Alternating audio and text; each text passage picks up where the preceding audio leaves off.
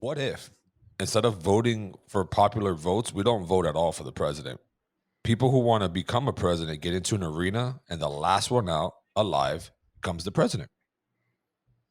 We get rid of a lot of Democrats we don't like. We get rid of a lot of Republicans we don't like, and we get rid of a lot of liberals we don't like because they got a battle to the I death. mean, why do they have to die? Can't it just be like two-hand touch football or some shit like that? Some fake.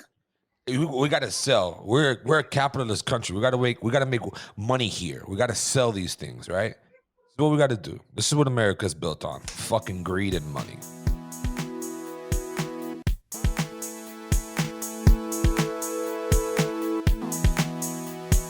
Let me see whose face. Oh, Mateo, your face. Perfect. Okay. Oh, wow. Okay. So I got some pop culture ones here. I got a handful of hot takes. I got some pop culture ones that I think that Booch is going to appreciate. So first off, Super Mario RPG is better than every single Final Fantasy game after 7. What? After 7, every single one of them better. Oh no. I like me my 10, but The story is cohesive. You can explain it in 5 minutes. You have to draw like a series of crazy charts to explain any other Final Fantasy game storyline. yeah, Square has a problem where they work backwards. They're like, all right, what? Like, okay, if this guy's the culprit, how many lines could we draw that make no fucking sense at all? And let's make this a big web of our story. Like, and they do that all the time. Like, if you go through and look at like the Kingdom Hearts series, it'll fucking blow your mind how little sense anything makes in that universe. I watched a Donkey video on the Kingdom Hearts series, and like a lot of it had little disclaimers like, this is true. This is actually what's in the game. Yeah. I don't understand. I have tried to understand Kingdom Hearts and I get lost. I just gave up. I just played the game, beat it, and I never went back to play the second one at all. Super Mario RPG though, 10 out of 10. Perfect. Right up there with my favorite game of all time. So for Mateo to say that, I just got really happy and excited. I personally like Paper Mario more than Super Mario RPG. I've never checked out Paper Mario, actually. I need to check out Paper Mario's fire, but not better.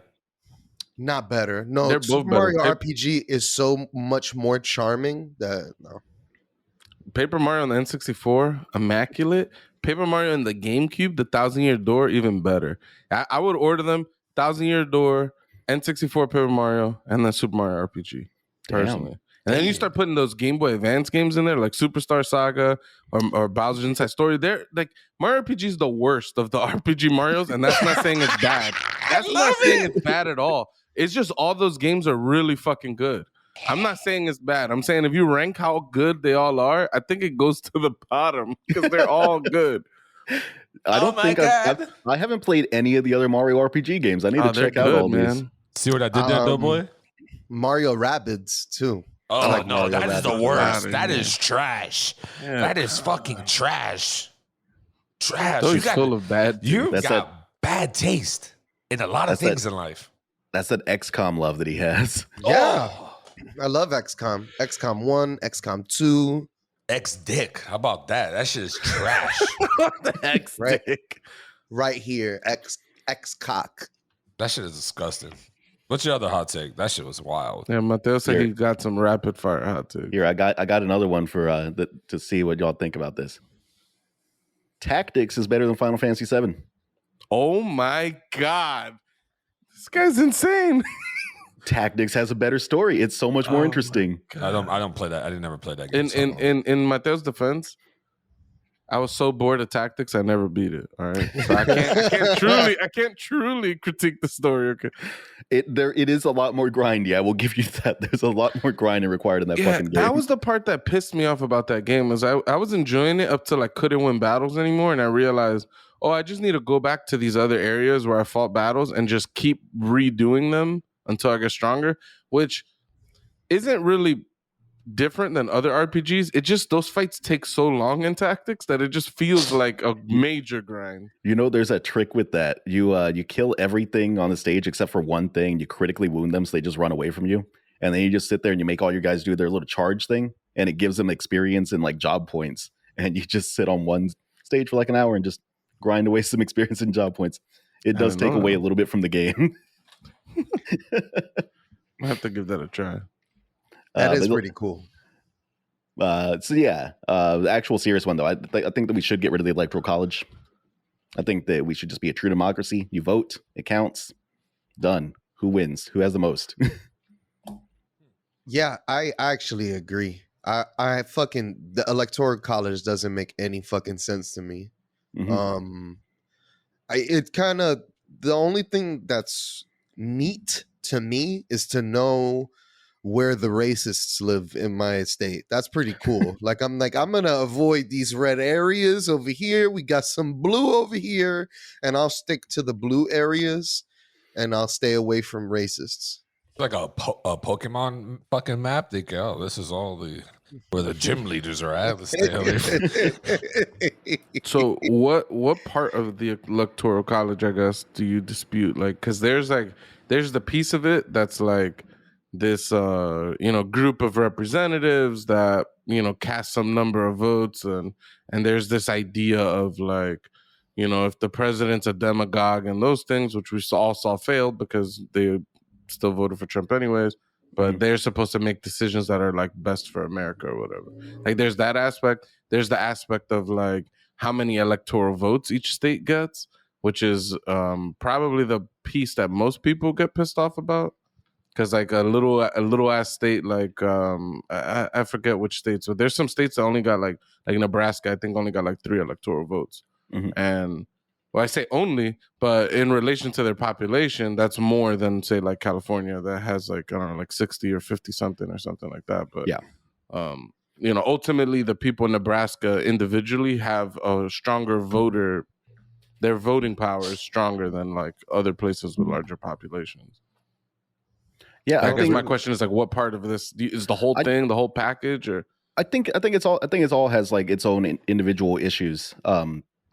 It gives a lot of power to states that have a lower population, and I know that the counter argument to that is that there would be more of an advantage if we just did a popular vote because of all these populous cities and blah blah blah. But I think that you have to go with the majority. I don't understand why that would be considered an actual disadvantage if more of the population wants whoever the fuck to win. I think it'd be closer to a true democracy. I understand that the U.S. is not an actual democracy, but right. And that was another piece of your take. When you said you want to go to a true democracy, are you saying only for like the presidential election or like across the board? I think it'd be interesting to do it across the board. I think we have the technology now where it would be possible. That I think that would be fucking insane. not to derail, but I feel like all the fucking mundane things that politicians like vote on that we don't have the knowledge about, like having each person vote for those things, I think you're gonna get like the voter participation is gonna be fucking nuts. I think it's gonna be incredibly low. Like on a presidential election, you get like 60% of eligible voters. Like once you go to like a fucking like the off years where all we're voting are in the midterms and shit, the voter turnout is abysmal. It's like stupid low. I think we've solved this before though, because it might be another hot take, but voting should be mandatory. Yeah, that was part of my hot take. I think voting should be mandatory, but you have another hot take too. Yep. Me? About voting. Yeah, but we'll get there. Oh, we'll take turns. Yeah. The boy wants to just cut everything off. He has bad taste in Mario games. I was assuming we were going to have some overlap once I was like, okay, this is the hot take I'm going to go with. And then you said yours. I was like, okay. Yeah, getting rid of the electoral college, like my main concern there is like, I feel like once you go to a straight up popular vote, it's just going to be a lot of major cities basically choosing who's president.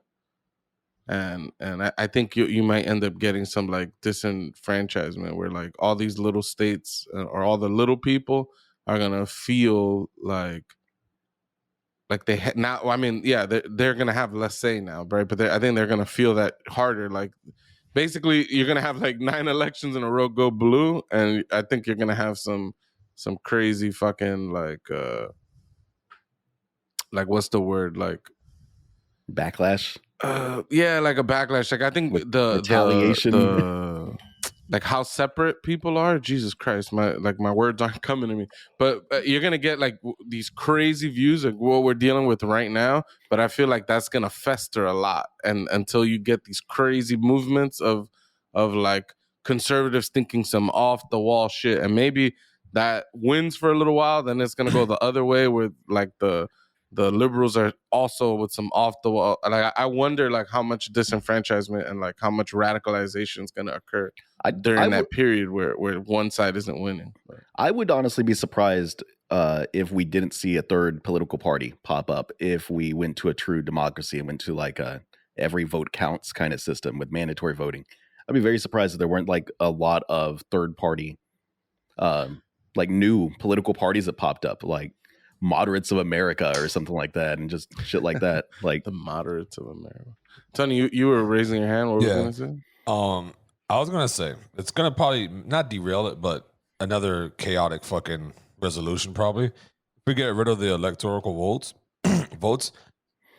what if instead of voting for popular votes, we don't vote at all for the president? People who want to become a president get into an arena, and the last one out alive comes the president. We get rid of a lot of Democrats we don't like. We get rid of a lot of Republicans we don't like. And we get rid of a lot of liberals we don't like because they got a battle to the death. I mean, why do they have to die? Can't it just be like two-hand touch football or some shit like that? Some fake. We got to sell. We're a capitalist country. We got to make money here. We got to sell these things, right? This is what we got to do. This is what America's built on. Fucking greed and money.